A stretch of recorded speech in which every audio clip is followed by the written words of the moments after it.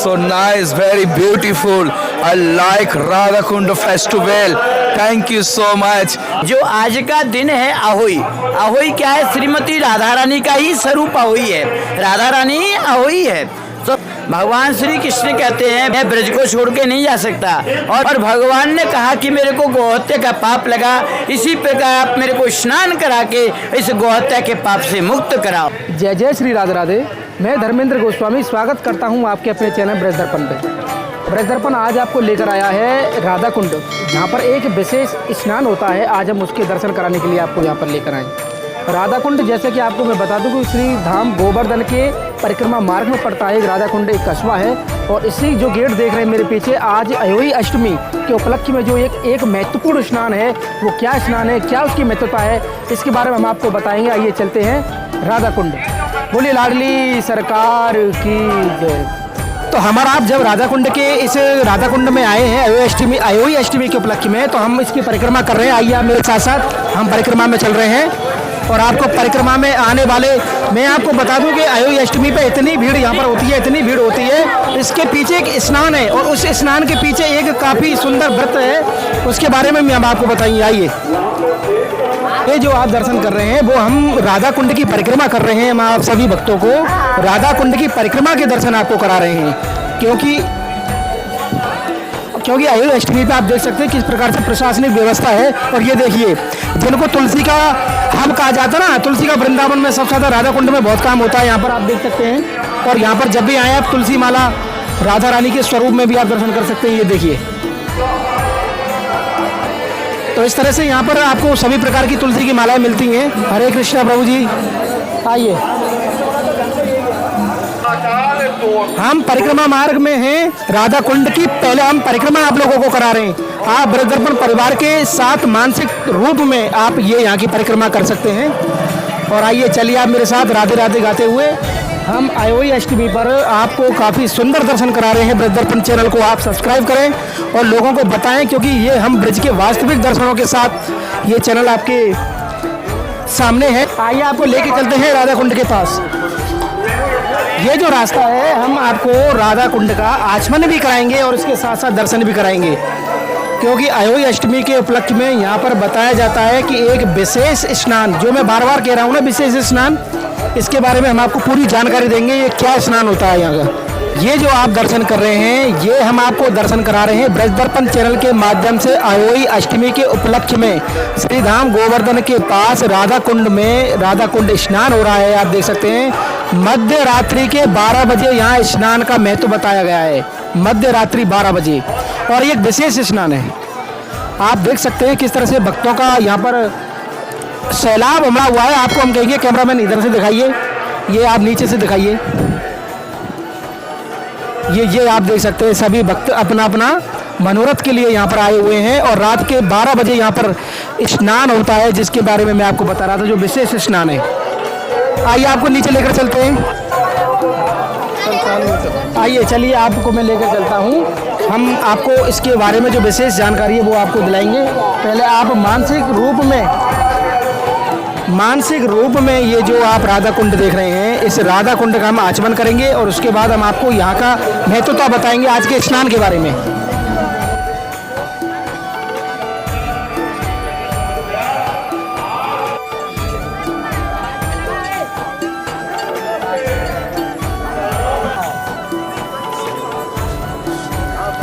ये आप देख रहे हैं आस्था, हमारे ब्रज का एक ऐसा ये स्नान है जिसके बारे में मैं आपको बता रहा हूँ। हम आपको अच्छे से बताएंगे इस स्नान के बारे में।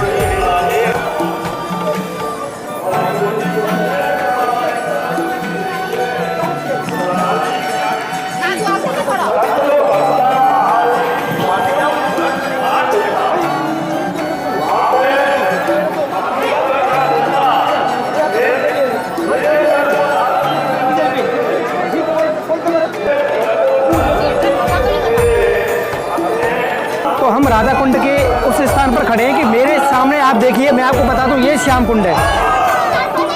ये श्याम कुंड है, और इसके बगल में राधा कुंड है। यानी ब्रज के जो हमारे प्राण है राधा माधव, वो कुंड दोनों बराबर में यहाँ है। लेकिन आज का जो स्नान है वो राधा कुंड का स्नान बताया गया है, जो कि अहोई अष्टमी में मनाया जाता है। आइए आपको लेके चलते हैं मंदिर पे।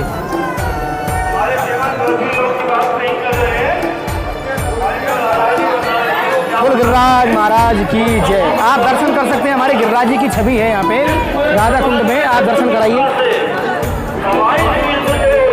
बोल गिरिराज महाराज की जय। आप सभी दर्शकों का हम जो दर्शन करा रहे हैं राधा कुंड पर स्थित हमारे गिरिराज महाराज के आप दर्शन कर रहे हैं।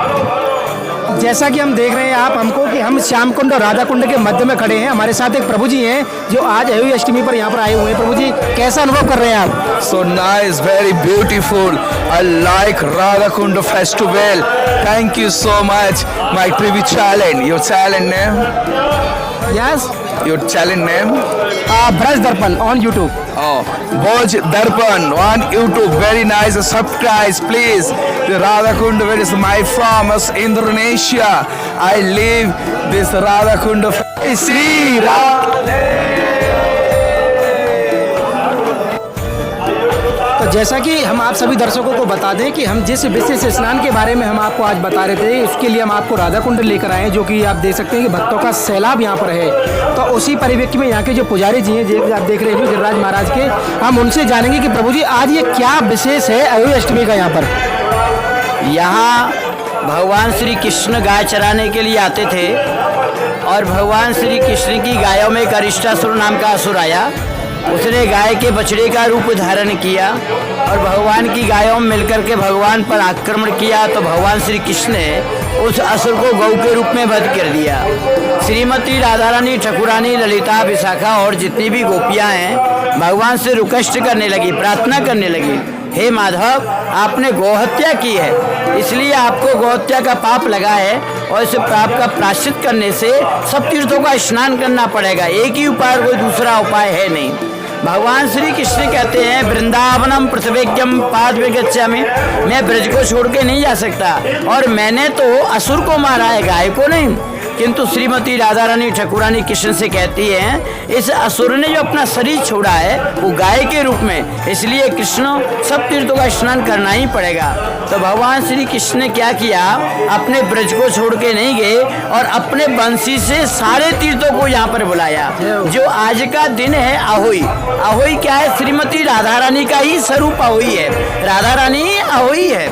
तो सब तीर्थों को भगवान ने गंगा, जमुना, सरस्वती, गोदावरी, प्रयागराज, गंगोत्री, केदार, बद्री, हरिद्वार, पुष्कर, जितने भी तीर्थ अपने भारतवर्ष में हैं, सारे तीर्थ भगवान के बंसी के आह्वान से यहाँ पर प्रागट्य हुए और भगवान ने कहा कि मेरे को गोहत्या का पाप लगा, इसी प्रकार आप मेरे को स्नान करा के इस गोहत्या के पाप से मुक्त कराओ। सारे तीर्थों ने भगवान का दर्शन कर आनंद प्राप्त हुआ और अपने बंसी से भगवान ने एक कुंड का निर्माण किया, उसका नाम है कृष्ण कुंड। ये श्याम कुंड दे सकते हैं जो भगवान कृष्ण की बंसी से यहाँ पर ये बना है। प्रभु जी, जब भगवान ने अपनी बंसी से उसका निर्माण किया, जब बंसी से खोद के उस कुंड को तैयार किया, सारे के सारे तीर्थों ने भगवान को स्नान किया। स्नान कराने के बाद जितनी भी गोपियां हैं, श्रीमती राधा रानी अपने घर से दूध, दही, माखन अभिषेक किया और जितने भी देवता थे उन्होंने पुष्पों की वर्षा करी।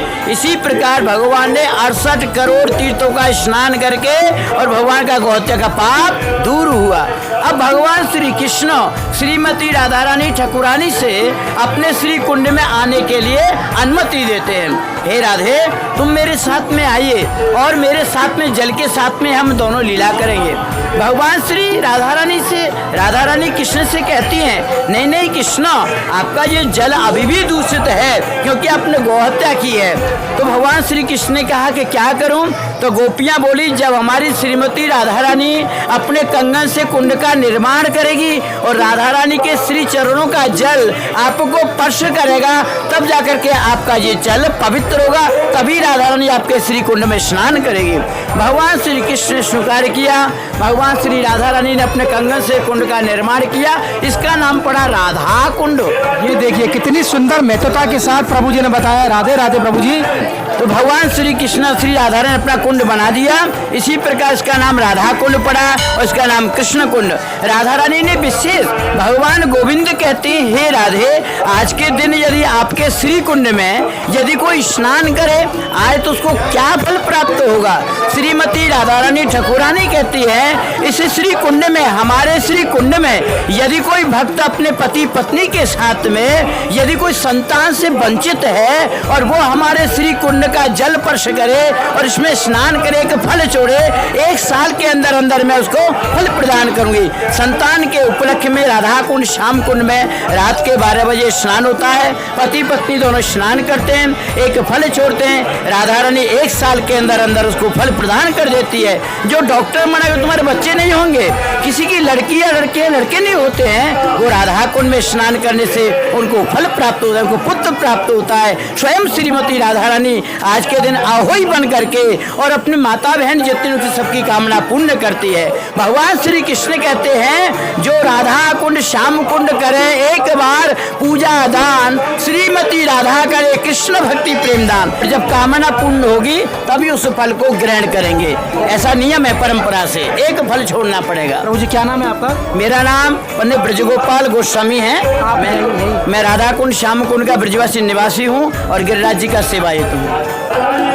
जैसा कि हमने और आपने जो आज दर्शन किए, वो दर्शन किए राधा कुंड की अहोई अष्टमी के इस स्नान के साथ आज हम सब परिवार ने दर्शन किए यहाँ पर राधा कुंड के। आज का हमारा ये वीडियो आपको कैसा लगा, आप हमें कमेंट करके और हमें शेयर करके और हमारे चैनल को ज़्यादा से ज़्यादा सब्सक्राइब करके जरूर बताएं। इसी के साथ अहोई अष्टमी पर राधा कुंड से आप सभी को प्यार भरा राधे राधे।